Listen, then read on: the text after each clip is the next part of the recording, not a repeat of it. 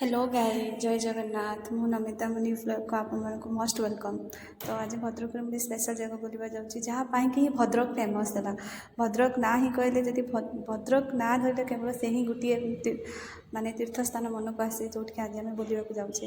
तो आपण माने गैस कर सकते कौ जगह हो चलो जी आम से स्पेशल जगह को बुली आस देखा के सुंदर सेठिकार जगह तार भ्यू एत सुंदर आपण मैंने देखते हजिजे कि एत सुंदर एत बाईपास बाहर बर्तमान बाईपास को माने मंदिर दूरता हूँ 8 किलोमीटर मे भी 8 किलोमीटर हम बोधे।